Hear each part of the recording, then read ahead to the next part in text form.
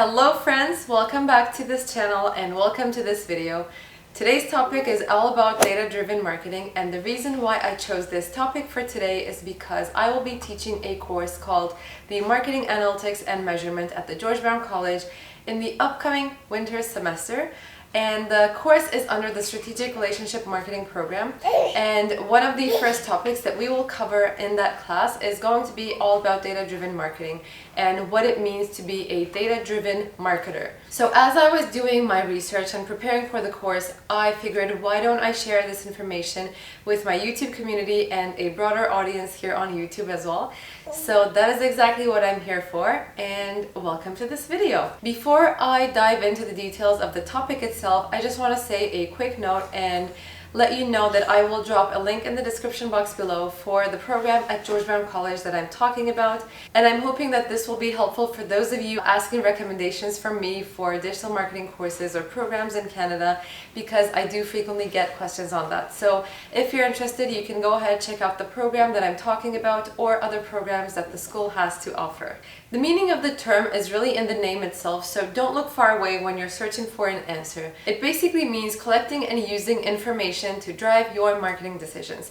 Very simple, very straightforward. Here is a more detailed description of the term by Emarsis, which I really liked. Data-driven marketing refers to the marketing strategies that are driven from insights that we draw from data, and we use to make predictions, run tests, and optimize our marketing campaigns to match the consumer's demand.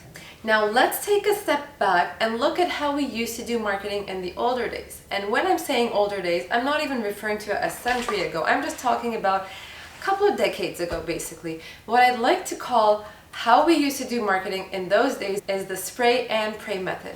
And what this basically means is that we would spread our marketing communications very broadly, and then we would hope and pray that it reaches the right target audience. We knew very little about our consumers in the past. We didn't have information about their preferences, their decision-making process, their engagement and interactions with our brand at different touch points, and we didn't know what made them decide to purchase or not purchase from us. We have been able to move from a very macro level to nowadays a very granular level, where we can even talk about the preferences of specific people and do personalized marketing. 30 years ago, we could only talk about our audiences in very broad categories such as gender, age groups, and location. Nowadays, on the other hand, we're able to talk about preferences, decision-making behavior, specific interests, hobbies, household information, interactions with our brand at different touch points if we're doing multi-channel marketing. This is very important because we might be losing our prospects at one certain stage of the sales journey, and we might not even know it. In today's world, I would say that the brands, businesses are actually very lucky because we know a lot of information about our audiences, and it is all up to us to make the best use of that information. I think in today's world though, brands and businesses, we are very lucky to know this much information about our audiences, and it is basically all up to us to make the best use of that information and to adjust our marketing campaigns and communication so we're able to optimize the budget that we're spending on marketing campaigns and reach the right audience and increase our sales. Now, we can be very scientific about our hypotheses and the campaigns that we run as marketers and meet the consumer's demand and then really create personalized experiences for them. Now I'd like to move on to the 3 parts of data-driven marketing. Number 1 is collecting the data itself, and here are 3 questions to ask yourself about this one.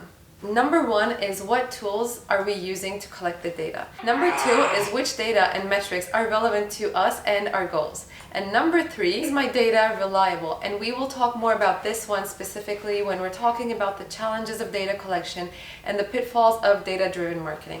Second part of the data-driven marketing is understanding and making sense of the data that you have collected. Once you have the data collected, you will need to evaluate it, create hypotheses around it, and optimize your marketing campaigns so that you can do continuous testing and experimenting until you meet your goals. And the third part to data-driven marketing is to actually communicate and report on the data that you have collected. This is just as important as doing correct data collection, because unless you're able to communicate it effectively to the management team or your own marketing team, it is going to be very difficult to prove the ROI or ask for more budget or to ask for approval to experiment and change your tactics. So that was a quick introduction to the topic of data-driven marketing.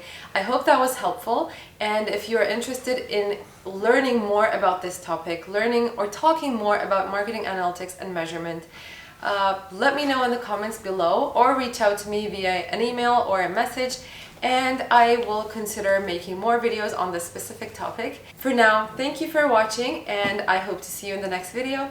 Take care.